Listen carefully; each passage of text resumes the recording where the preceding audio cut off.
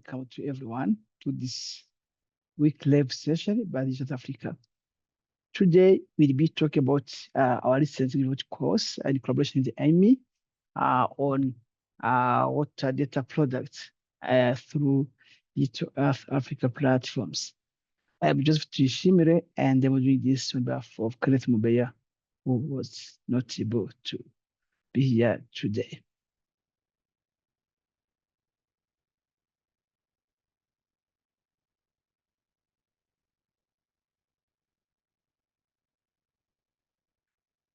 So, as you are all aware, Digital Earth Africa is there to, let me switch off my camera first of all.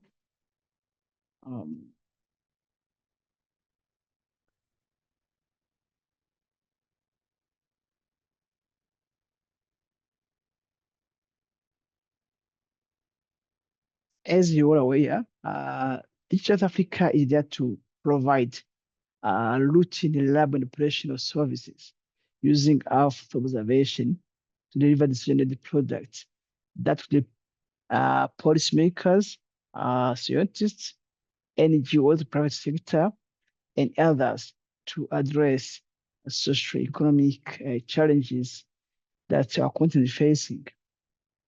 And we make sure that everyone could access openly and free analysis data sets to use in their daily lives. And our main principle is mostly open and free data sets, operational sources, accountability and transparency, and above all, diversity and inclusion, leaving no one behind.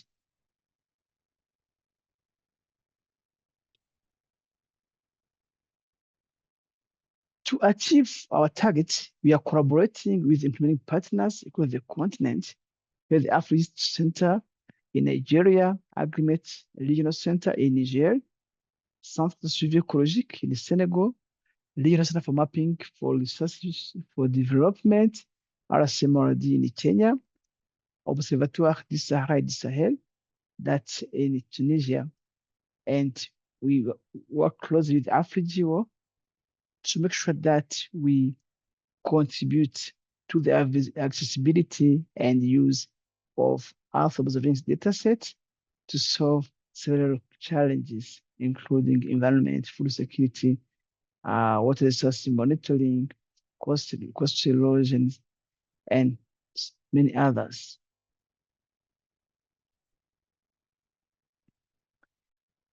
The diversification of interfaces is very key because we believe that anyone could use any interface to access new and analyze our data sets.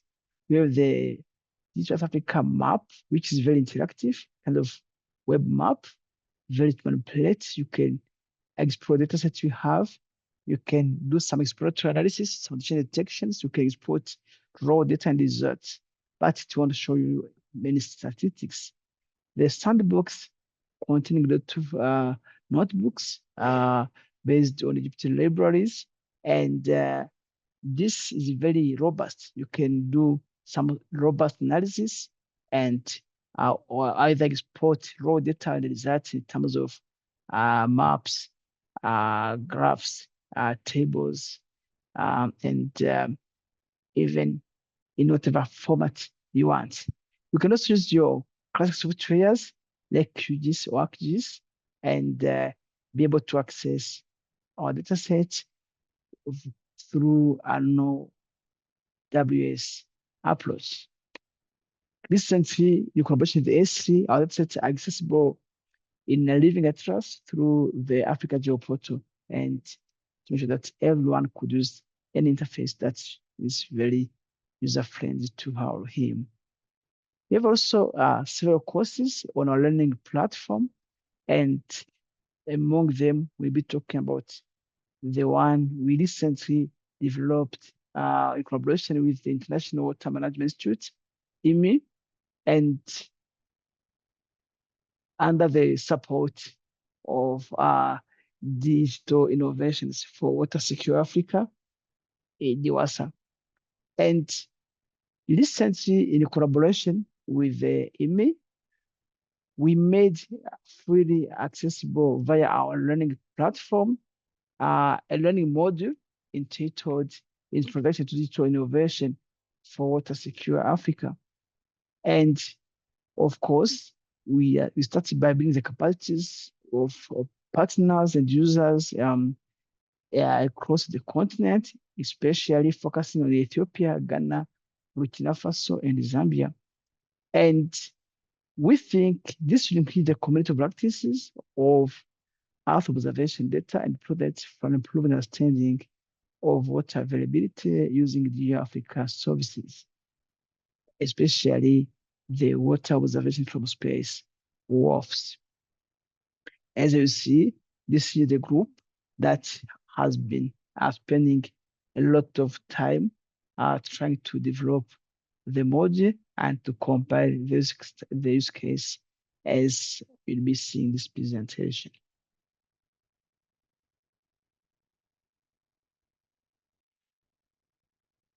How this course looks like.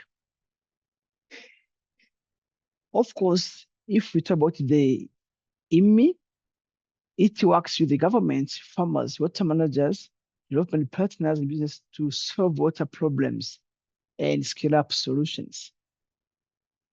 IWMI, Digital Innovation for a Water Secure Africa, DIWASA initiative, is committed to leveraging digital innovations such as remote sensing, cloud computing, open data initiatives, and eventually machine learning to enhance the accessibility of water data throughout the African continent.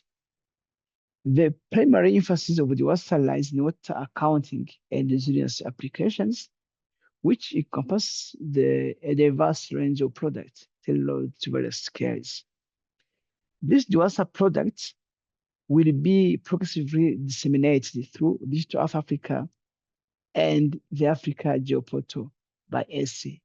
DIWASA has been developed in partnership with the Digital Earth Africa with the support by our donor, the Leona M. and Hardy Bihamus Charitable Trust funds. So this course called Digital Innovations for Water Secure Africa, we show how to datasets in Digital Earth Africa platform, but through the import of datasets on DIWASA initiative. So it has three main components. The first one is spatial temporal analysis of rainfall with the use case of Awash Basin in Ethiopia. And also it understands the evapotranspiration statistics across multiple scales. And the third part is about the distribution of soil moisture in irrigated scheme. And how can we access this course? As you can see, you have to go to the Africa, we go to training and help, and we go to introduction to the Africa Sandbox courses. We go to course overview, and this course, the recent one, available in both French and English. You can go there. We thank Kenneth and the team for developing it. Then you can view the course. And this course has a lot of parts, spatial temporal analysis of rainfall, evapotranspiration, and distribution of soil moisture, as I said a few minutes ago. And each station has introduction, has everything you want, and when you do it, at the end, you get a certificate of completion, and you be enough skills to use these DIWASA datasets to inform water security in your region.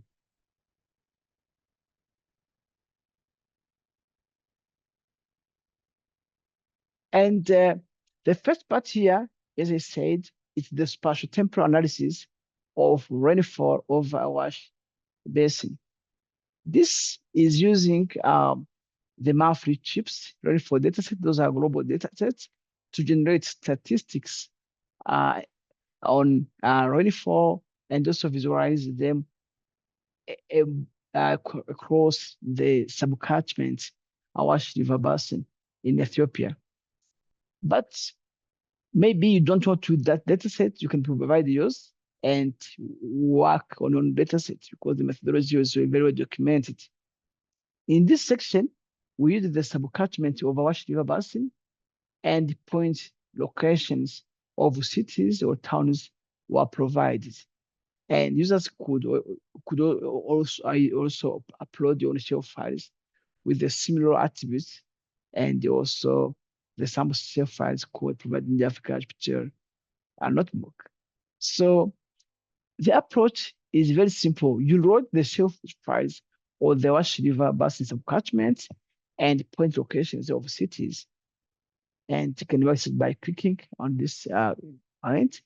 You wrote the monthly rainfall chips datasets and focus to mask them with the bounded of a study area.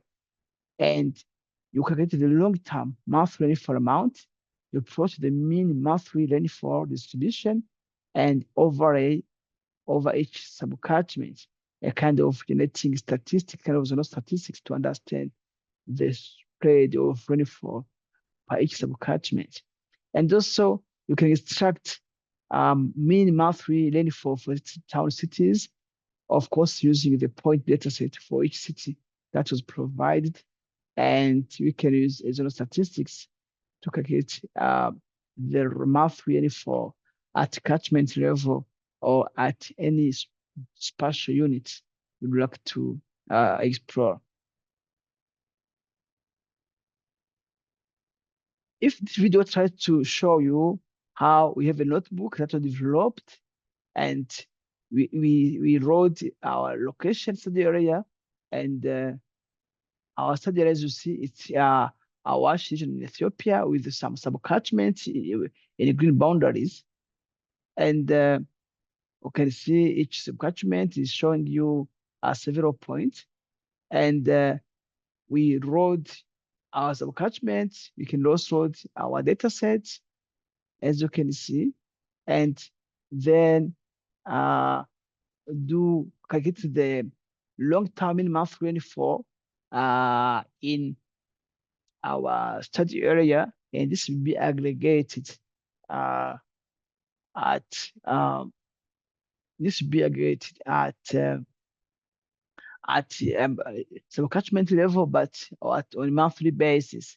And if you see at the legend from if you can see, if you go up, because that's from July, August, and September have a higher rainfall compared to other months all the year. The same applies for previous months as well. October, November, and December have the shortest rainfall in the region. And you can see that we can still produce some graphs per each subcatchment, per each city in Awasha, and understand which is the city with the higher rainfall compared to others. And you can see that at the Diledawa and also Gilwane have a higher monthly rainfall, especially in this I can say August, July, and August. And still, we can also extract the mean monthly rainfall in terms of table using the point dataset the census of each city, and you can export them as CSV for further analysis. And we can do some aggregation by subcatchment, and you can also have the mean annual rainfall per each subcatchment. And if we're about to intervene, you can see that this part in red and the one in orange, those parts should have a higher rainfall scarcity compared to other subcatchments. And also you can use some interactive map where you can zoom in and zoom out, and putting a cursor on each subcatchment, you can see some of the statistics aggregated by map. And this is very key as capable to understand the trend of rainfall in the study area. And also we can either export the table and even export these images in terms of maps. And this is very key because it could be sorted in a report to inform about decisions in areas of interest. The same approach could be used in different decisions, including yours. What requires it's up to you to kind of uh, upload the study area for your own region or for your country. And also, the second part was evapotranspiration. As you know, that evapotranspiration should inform about the cropped lands and also vegetated lands. And this is a vital component of hydrological cycle, and it's also encompassing the loss of water to the atmosphere through both plant transpiration and evaporation from soil and plant surfaces.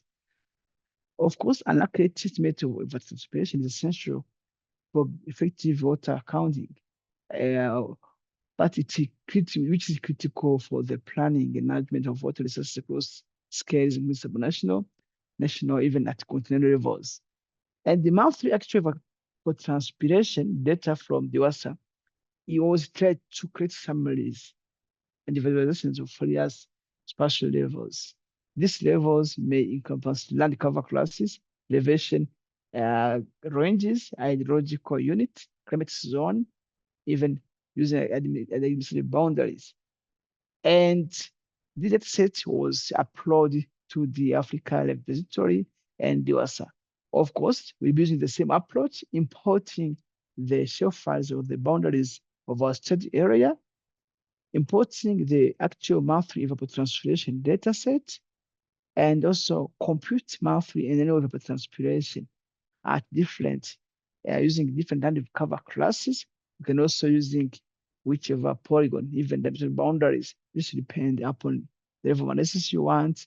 And once again, the boundaries of our study area was provided, but be keep in mind that we can still use ours depending upon what you do. Once again, you can see the course. There is a kind of introduction. Why do you need to understand evapotranspiration and how this should be very crucial to across various study areas. And we wrote packages by the Africa, as we said. We wrote the land cover and the boundaries of our study areas. Go to the data cube, and on interactive map, you can see our study area, and you can also load the land cover datasets.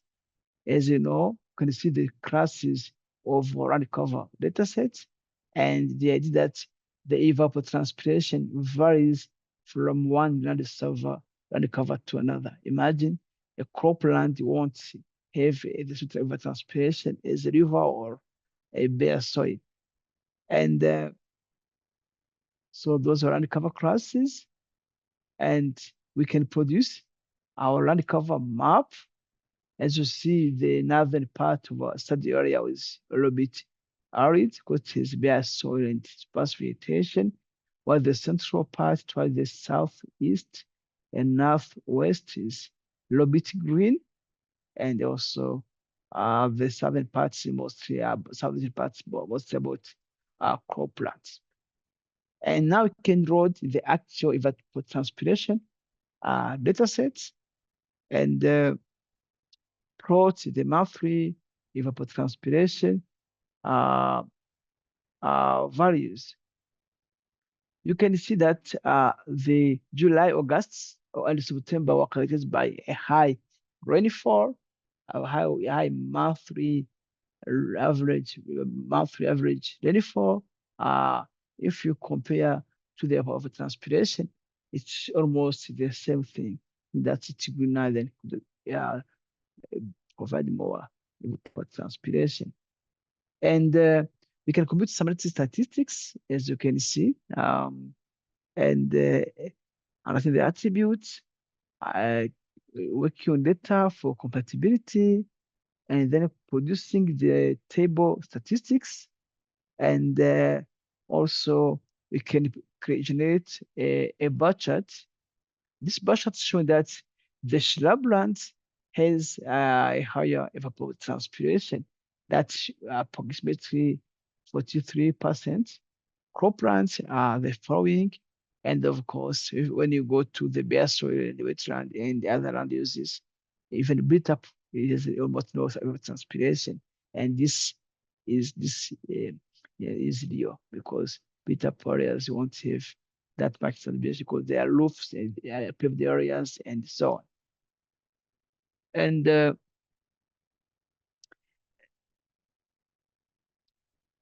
this notebook, now we've understood the rainfall distribution across the subcatchment.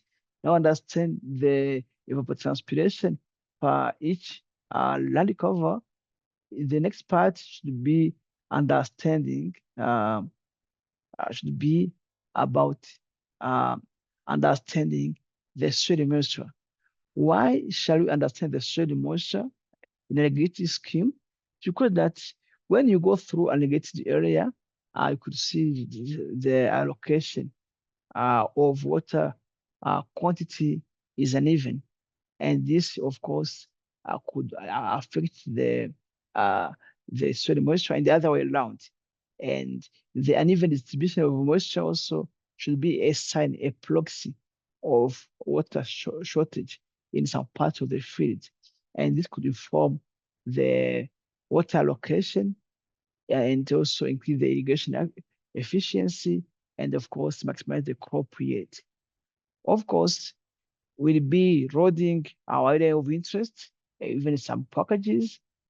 With the irrigation scheme, import the time series of scenario 2 images, plot the data using true color composite, and also set the shell file, plot the F3 and the single band animations, and the map soil moisture in an irrigation scheme, and also the spatial temporal variability of soil moisture. And we thank Haile et al. For making this methodology available for the development of this course. Once again, if as you can follow this short video, you can follow the kernel and also each cells, and can install some packages, and you can use NDVS proxy to separate the vegetated and non-vegetated areas. And now those are true color time series from Sentinel 2 images from September 2022 until October the same year. And also we can try to plot the whole time series month by month for that year. And there are so many, and you can see that some images are missing. This is due, of course, to cloud cover and so on.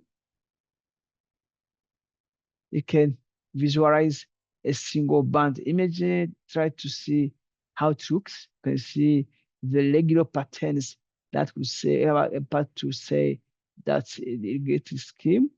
We can also use the difference moisture index to understand the trend of moisture across our study area. And so you can see that it varies mouth by mouth. We can also compile the data set using the normal difference moisture index.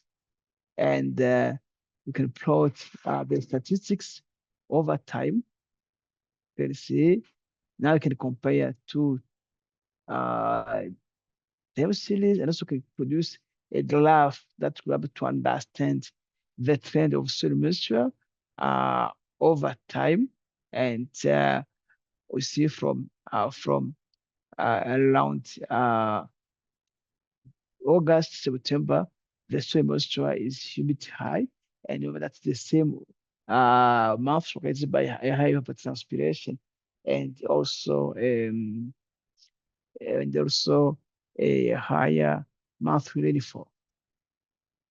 And we can try to compare the soil moisture in terms of median and mean, and also produce the coefficient or variation for the moisture index. And you can see in red that those areas are affected by high variation. And this should inform us on the stress or instability in the soil moisture in those areas uh, over time. And we can export some monthly statistics that could be further analyzed using any approach, and later on integrated in our reports to inform that trend of soil moisture and over time. And so to wrap up, this was very a very simple example to understand how using the data sets, especially the DIWASA data sets, through the Africa platforms, we can understand the water trends using three parameters that was rainfall, um, evapotranspiration, and also moisture across the continent. The use case of our basin was, as example, you can also upload your data sets and understand each subcatchment or each land use of your given region. Of course, we have a lot of online courses. As you can see, uh, they are self-paced. We have very detailed tutorials and recorded manuals. We have some hands-on exercises, and they are accessible in French and English versions. But you finish them, you get certificates, and that's why we encourage you to start your touring for the introduction to several courses, including the DIWASA one. And so far, we have around 10 to around 10 courses, and each course will help you to go through all stages from introduction, like also food security, on urbanization, on water resources, and so on. And the DIWASA one has four main components: introduction, how you can use the Africa platform, the spatial temporal analysis of rainfall, evapotranspiration, and distribution of soil moisture, and of course, each course has a kind of conclusion and even a feedback from the several users. And of course, you can go through our website to understand all our work on the continent, and you send a ticket via our help desk. We get back to you in very few hours, and also we can log in via our learning platform and have access to several courses, including the DIWASA one. Each Wednesday, 11 a.m. GMT, we meet online by this link to discuss new product data sets, especially using the Africa platforms. And if you have any uh, any findings, any story to share with us, please let us know. We give you time to present your work. And we thank, of course, our donors, the partners, and also we thank you for your attention. And whenever you like to give your feedback, you can scan the a barcode or even click on the feedback form, because we have to hear orders from you to trying to upgrade what you're offering in terms of services, data, and courses. And I thank you, and I'd like to hear from you. Thank you, everyone.